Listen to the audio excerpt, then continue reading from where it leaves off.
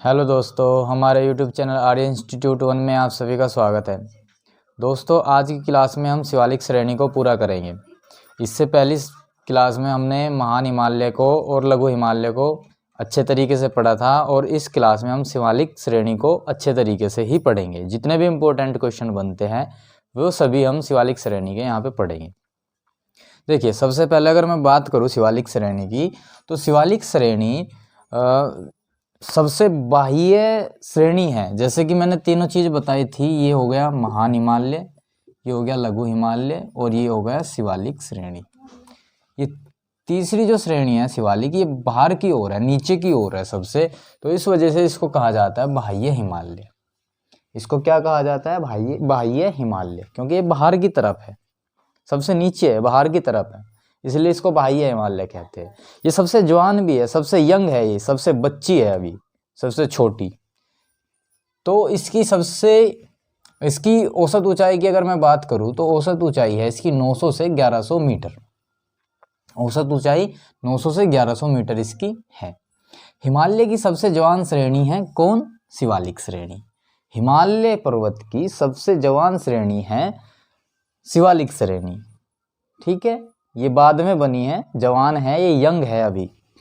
जब यंग है ये, तो इसकी चट्टानें जो है वे मुलायम चट्टानें हैं। मुलायम चट्टानों से ये बनी हुई है, कोमल चट्टानों से ये बनी हुई है। और जब क्योंकि इसकी चट्टानें कोमल है, चट्टानें अगर कोमल है तो नदियों द्वारा कटाव भी ज़्यादा उन्हीं की चट्टानों का होगा। जो चट्टानें कोमल होगी, जो मुलायम चट्टानें होगी, ज़्यादातर उनको ही नदियाँ काटेगी। यानी कि नदियों द्वारा सर्वाधिक अपरदन भी इसी श्रेणी का होता है, क्योंकि मुलायम चट्टानों से बनी हुई है।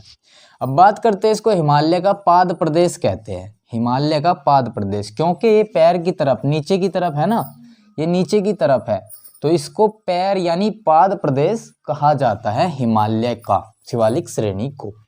ठीक है, ये तो हो गई शिवालिक श्रेणी की इंपॉर्टेंट बात। अब बात करते हैं कि नदियों के आधार पर हिमालय का विभाजन कैसे होगा। देखिए, मैंने नदियों के आधार पर यहाँ पे हिमालय को कैसे विभाजित किया है।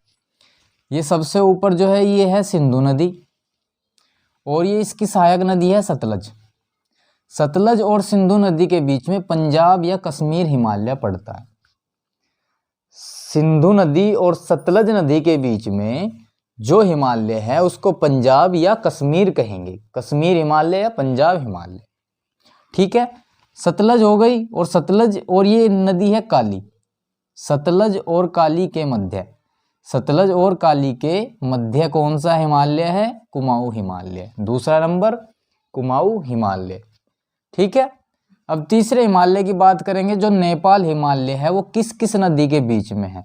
काली नदी ये रही, और यहाँ से ये निकली तिस्ता नदी। तिस्ता और काली के मध्य है नेपाल हिमालय। ठीक, नेपाल हिमालय काली और तिस्ता के बीच में है। तिस्ता और ब्रह्मपुत्र, ये ब्रह्मपुत्र ये रही नदी, देखो ये रही। तो ब्रह्मपुत्र का दूसरा नाम जो है दिहांग नदी है। दिहांग भी कहते हैं इसको ब्रह्मपुत्र भी कहते हैं। तो ब्रह्मपुत्र और तिस्ता नदी के बीच में असम हिमालय पड़ता है।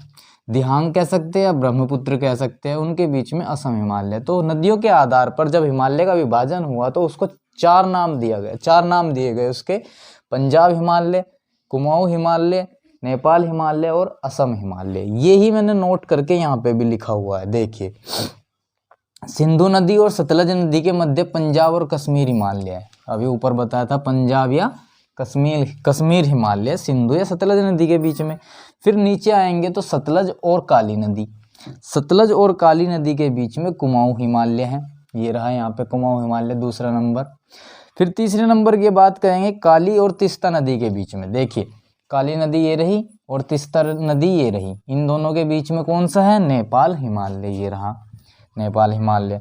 तिस्ता नदी और दिहांग, तिस्ता नदी और दिहांग का मैंने अभी नाम बताया था, ब्रह्मपुत्र को ही दिहांग बोला जाता है। एग्जाम में आ जाता है दिहांग, तो ब्रह्मपुत्र को याद रखेंगे कि इसका ही नाम दिहांग है। तिस्ता और दिहांग के बीच में कौन सा हिमालय पड़ता है? असम हिमालय पड़ता है। ठीक है, तो आपको आज शिवालिक श्रेणी के बारे में अच्छे से बात की है। आज हमने नदियों के आधार पर हिमालय का विभाजन जो होता है वो अच्छे से किया है। तो आपने लास्ट तक वीडियो देखी होगी, तो वीडियो आपको ज़रूर अच्छी लगी होगी। जितने भी इम्पोर्टेंट क्वेश्चन बनते थे वो मैंने आज समझाए हैं। ठीक है दोस्तों, इस वीडियो में हम इतना ही रखेंगे, मिलते हैं नेक्स्ट वीडियो में, तब तक के लिए जय हिंद, जय भारत, वंदे मातरम।